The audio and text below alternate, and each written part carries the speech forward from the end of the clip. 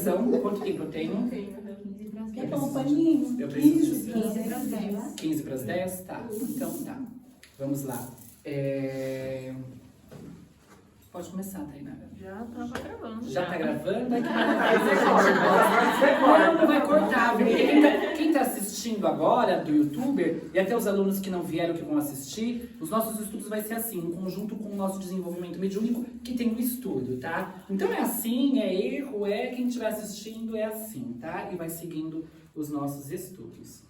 Bom, a gente já falou de alguns outros tópicos, né? Nós já falamos como ativar as velas, assistem. Nós já falamos do porquê das guias e como ativá-las e consagrá-las, assistem, tá? Tá lá? Hoje nós vamos falar sobre um outro tópico que é importantíssimo na Umbanda e foi trazido desde lá do seu início, que são as ervas. E é interessante que no Candomblé, Umbanda não é Candomblé. Quem assistiu às aulas sabem disso. E nós não somos uma religião de matriz, nós não somos de religião de matriz africana. Porque quando a gente fala de matriz, a gente está falando de prioridade. E nós não temos a matriz africana de forma prioritária dentro do segmento umbandista. Não, nós temos também os rituais dos nossos índios, nós temos rituais europeus, dentre outras formas de trabalhar na Umbanda, né? De outras etnias, não apenas a africana. Por isso que não podemos falar que ela é de matriz africana. Ah, mas a minha casa, até a gente deita, raspa o santo lá na Umbanda. Aí é uma questão de Umbanda para Umbanda. Estuda lá conosco que você vai entender também isso, tá? Então vamos lá. A aula de hoje nós vamos falar, como eu acabei de dizer, sobre as ervas, né? Da importância. Que lá, desde o seu início, quando o Caboclo da Sete Encruzilhada, Pai Antônio trouxe as ervas. Em especial, as ervas, a gente utiliza ela muito nos banhos. Quem aqui não toma banho de defesa e proteção e de preparo espiritual antes do desenvolvimento mediúnico ou antes da gira? Mas como que funciona? Eu pego a ervinha lá, coloco lá na panelinha e tá tudo ótimo. Bom, antes de mais nada, as ervas, as plantas são um organismo vivo. Mas nós também já estudamos que toda matéria vibra, independente do que ela seja. Tudo vibra, uma pedra vibra, tudo tem a sua vibração específica. Mas as nossas irmãs ervas, né, as nossas plantinhas, elas parecem que vibram ainda um pouquinho mais, né? Parece que elas sentem quando nós estamos carregados, que elas ficam ressentidas, elas correspondem também à nossa alegria. Olha, converse com suas plantas para você ver como elas ficam maravilhosas. Quem aqui conversa com planta? Eu dou um bom dia para todas as minhas orquídeas, elas ficam alegres, felizes. O pior é você reclamar da vida de vida. O que você está falando? Não, sim, né? Você chega na samambaia, ai samambaia, hoje o trabalho foi difícil, hoje o pai começa a chorar. Aí ela vai murchando com você, quando você vai ver, né, tadinha da samambaia. Embora tem plantas que elas são muito firmes e fortes, né? Comigo ninguém pode, né? Ela vai olhar pra sua cara e vai falar, o problema é teu.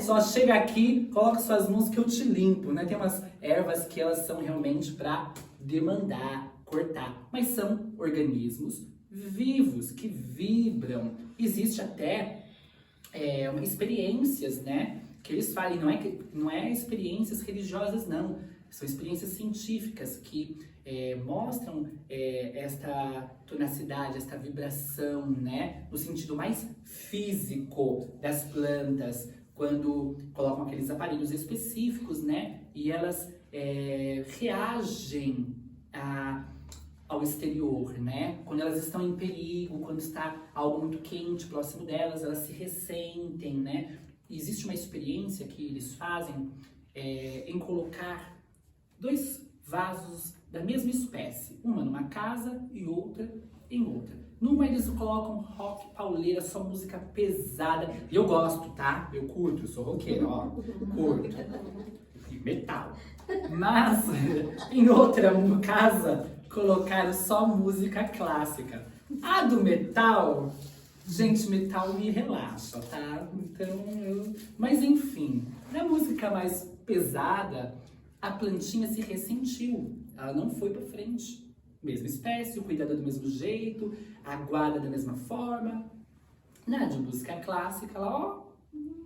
Quem já assistiu aquele vídeo do Silvio Santos, né? Que a plantinha vai tocar a raçadeira da plantinha, desce a tadinha da criança. Mas é assim que funciona, né? Elas respondem conforme a gente vai em contato com ela. Então, isso nós estamos falando de fatores físicos, né? Da forma que ela reage fisicamente, né? Imagine espiritualmente, tá? Claro que a planta não pensa, não é isso. Mas o espírito vegetal, o que é o espírito vegetal? É a força viva da erva. É a sua energia viva que contém nela todo um poder de cura e libertação. As ervas são poderosíssimas, como muitas pedras, como as pedras, né, em si. E quando a gente ativa o seu lado espiritual, ela, além do seu poder fitoterápico, curador, ela traz toda uma energia libertadora, direcionadora, amparadora, sustentadora de nossas vidas. Por isso, temos aquelas nossas benzedeiras que pegam aquele raminho de erva e benze, né, toda luminosa. Nós temos os pretos velhos que se utilizam das ervas, os caboclos, os pajés. Fora, né, que eles passam os chás, eles passam as garrafadas, fora toda essa parte que eu acabei de falar, fitoterápica, existe o fator energético espiritual. Mas como que ele é transportado da erva até nós? É algo mágico? Você encosta assim, pim, a erva faz todo o trabalho? Não é assim. Tudo tem um porquê e uma ciência por trás. Tudo tem o seu significado específico. O universo não foi criado do nada, nada surge do nada, tudo é uma evolução, né? E um umbandista precisa ter ciência disso.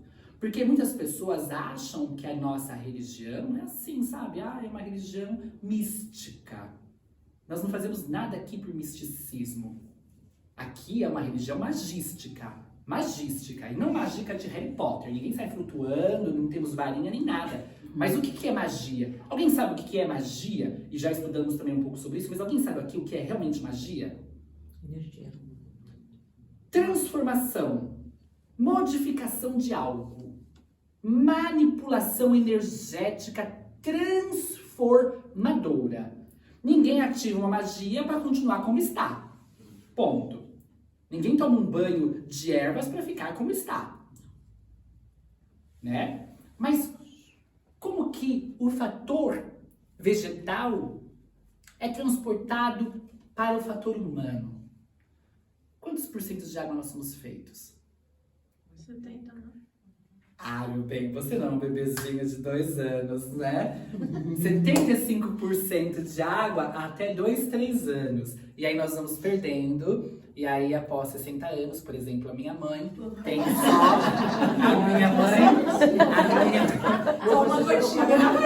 A minha mãe só possui 50% de água agora. Acho que nada, E ela não toma água. Ela piora. Olha, ela só tem realmente o que a erva traz através do banho de beleza. Eu quero 67. Olha, Tereza, sua água. Tome muita água todo dia. Toma bastante água. Mas enfim, como nós possuímos toda essa porcentagem de água, e existe um estudo que é interessante, que diz que a porcentagem que tem no planeta, né, viável, é a mesma porcentagem que tem no nosso corpo. Interessante essas coisas, né? Um estudo aí. E aí, o que acontece?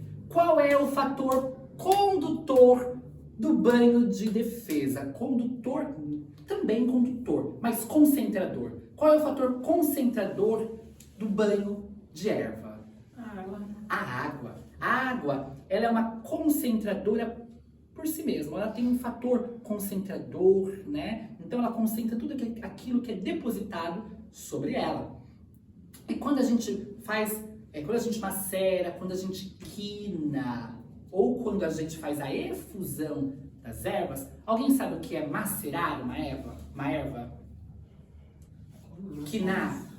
Macerar, a gente imagina que macerar é isso, né? Não. Macerar é quando você pega a erva, picota ela ou deixa ela ali, às vezes 24 horas, algumas horas. Aí ela vai soltando, né, os seus elementos, igual o hibisco. Quando você deixa o hibisco somente na água, durante bastante tempo para ele soltar, né, todo aquele elemento próprio dele, isso daí é macerar. Quinar, aí sim, você quina, esfrega. E a efusão, quando você ferve e deixa lá a erva. Quais ervas a gente faz a quinação e maceração? A maceração, você tanto pode fazer com a erva seca, com a erva fresca, né? Ponto. A quinagem você faz, provavelmente eu pelo menos só faço, com a erva verde, porque você vai tirar o sumo dela, com a seca, né? Não faz muito sentido. E a efusão você faz com a seca, tá? Ah, mas eu pego lá a erva, taco tudo lá dentro, esfrego, aquino. Não. Quem assistiu às outras aulas de ativação de vela e até mesmo de guia, é semelhante. Você pega a erva e leva acima da sua cabeça. Depois vocês assistem e escrevam, gravem, porque isso é uma ativação interessante. Você leva acima da sua cabeça e fala: nesse instante, rogo que a misericórdia de Deus, nosso Pai Orum, junto às forças e os elementos, junto às forças e os elementares e encantados vegetais, ativem esta erva, para que ela seja de força viva, a me libertar, a me amparar. Aí você vai ativar conforme aquilo que você deseja daquela erva, tá? Se é para um orixá específico, aí você complementa. Ative em nome de Deus, salga Deus que ative, junto aos elementares e encantados vegetais. E que eles possam ativar junto ao poder, que nem hoje foi trabalho de Oxumaré, junto à força de Oxumaré, que foi o poejo, né? Hoje eu tomei banho de poejo. Então, o poejo é uma erva de Oxumaré. Cada orixá tem sua erva específica. Hoje nós não vamos alongar. Nós vamos ter toda semana um pouquinho de erva, um pouquinho de mediunidade e assim a gente vai indo, tá? Então, por hoje é só isso que nós vamos falar sobre as ervas, tá? Bom, agora vamos falar um pouco sobre horas, pessoas, por favor. 2 para as 10. Ah, tá vendo? A gente conseguiu falar em pouco tempo, né? Entenderam? Alguma dúvida sobre as ervas? Alguma dúvida? Ah, antes que eu esqueça, aí a gente estava falando, né, da condução até o nosso corpo, né? Acho que ficou claro que quando a gente pega o banho, ele já está ativado, a gente passa no nosso corpo, nós temos um fator que vai absorvê-lo, que é o nosso perispírito, tá? Que vamos estudar um pouco mais sobre o perispírito, mas eu já tenho falado bastante sobre, inclusive nas nossas palestras, então também procurem. O perispírito é um corpo semimaterial, ele nos liga o nosso espírito ao corpo e vice-versa. Então, ele está tudo aqui. Conforme a gente passa o banho sobre nós, ele absorve e leva até o nosso organismo, nos trazendo cura, libertação. E muitas doenças que nós estamos já sentindo, sabe aquela doença que você sente e você vai no médico e não acha? Muitas vezes essa doença está no perispírito. E aí o banho de descarga nos limpa. Só para iniciar para a próxima aula, nós temos 3 tipos de banho. Aqui eu vou usar a linguagem do Adriano Camargo, tá? Adriano que me der a permissão, ele deixa a gente falar um pouco sobre esse trabalho dele, desde que fale que foi ele que deu essa ideia. E acho justo, porque o cara estudou muito, quem puder fazer o curso com ele, faça, eu super indico, maravilhoso. E ele simplifica a nossa vida. Ele classifica as ervas em quente, morna e específica. Alguma coisa assim, mas eu trago semana que vem melhor, né? Quente, equilibradora e fria. Quente, morna, equilibradora e fria. Me perdoe a mente. Mas enfim, nós vamos estudar. Por exemplo, uma espada de São Jorge, uma ruda, vocês acham que ela é o quê? Fria. Quente. Um manjericão é o quê? Morno, equilibrador. A rosa branca, ela já é fria, bem específica. Ela serve para determinadas situações. Geralmente, ervas frias, elas são mais concentradoras, né? Traz toda uma energia muito específica. Créditos ao Adriano Camargo e a gente conversa um pouco sobre. Agora, mediunidade. Vamos conversar um pouco sobre mediunidade. O que é mediunidade? Porque a gente fala muito sobre mediunidade, mas o que é mediunidade? Ju, o que é mediunidade para você? É entrar em sintonia com... Fala alto que o pessoal da câmera precisa escutar. É entrar em sintonia, é ter dentro de você a possibilidade, a facilidade de entrar em sintonia com, enfim, espíritos ou energias que conduzem ao trabalho, que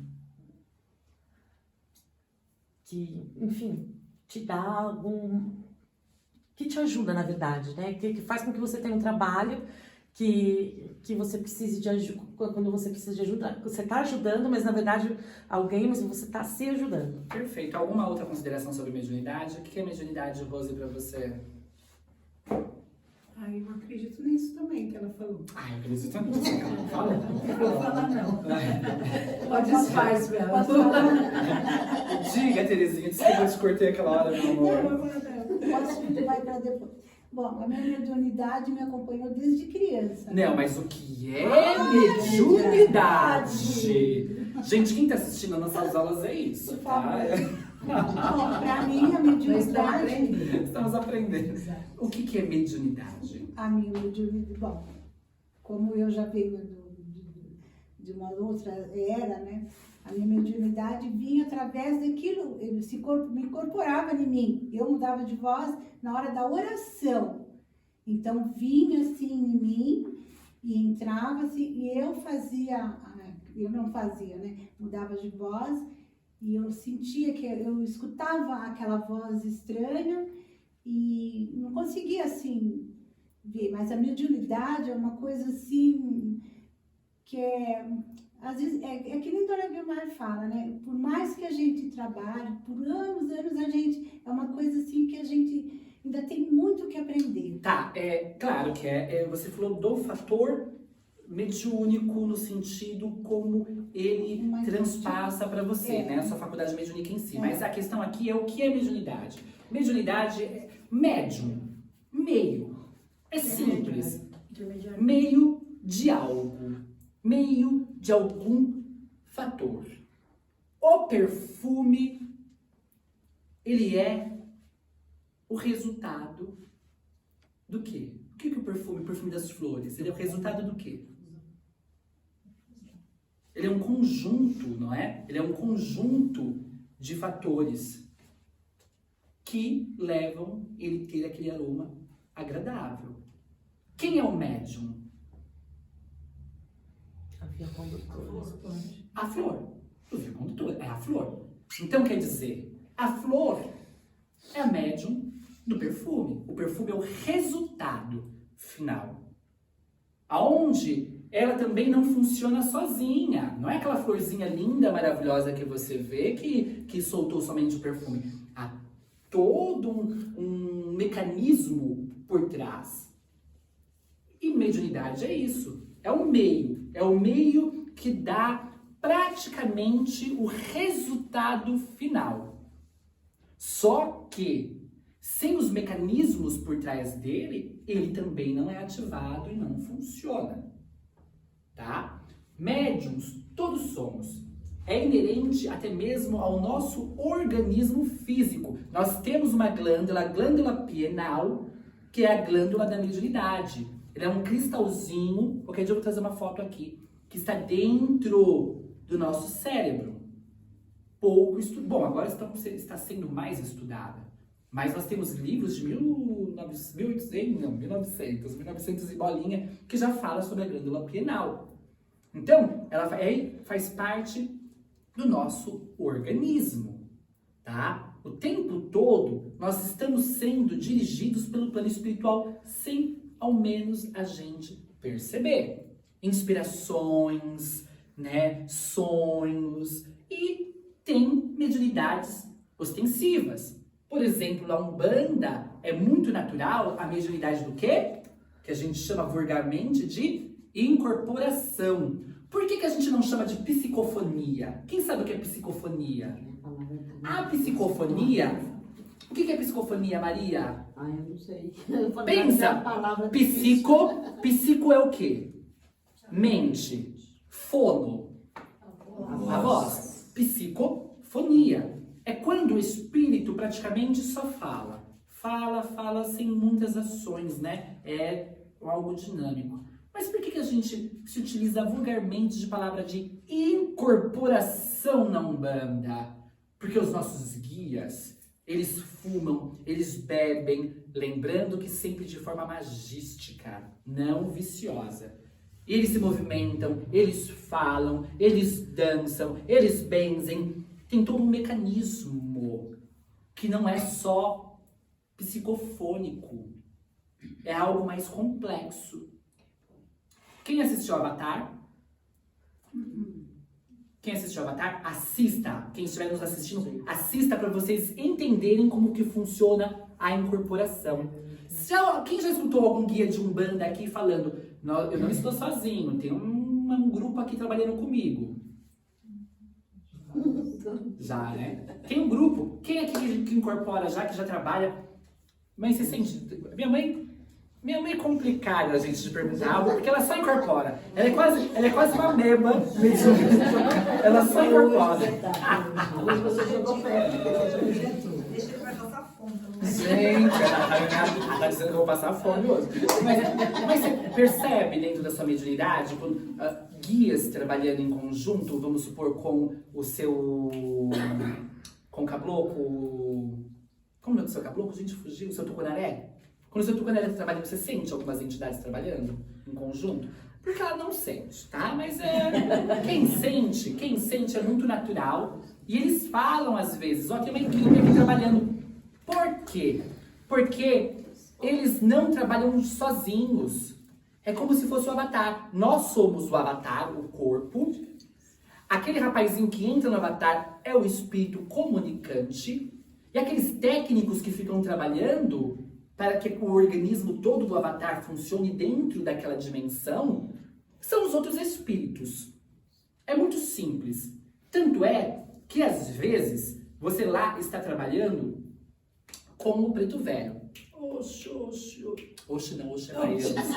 Ó, é porque, na verdade, veio na mente exatamente... Foi até interessante isso acontecer. Foi até interessante isso acontecer, sabe por quê? Porque acontece, o preto velho tá lá, aí de repente faz, oxe, por que oxe? Aí o médium fala, oi, tem alguma coisa estranha. O preto velho tá todo, acho que é um espírito obsessor. Não, porque naquele momento, de repente, o que aconteceu? O consulente está precisando um pouco da energia da Bahia. E aí o preto velho não vai, sabe, sair dali. Em conjunto eles trabalham. Encosta aí, baianinho. Geralmente, essa equipe de espíritos que ficam em volta, geralmente faz parte da mesma corrente, tá? Geralmente são outros pretos velhos, geralmente se é caboclo, é outros caboclos. Mas pode, o baiano dá uma encostadinha. Aí o médium que, na sua quase toda a sua totalidade, é semiconsciente, fala, estranho isso, a mediunidade tá estranha hoje. É normal. E aí nós vamos já encerrar, mas nós vamos partir para a próxima aula. Quais são as dificuldades do médium em desenvolvimento?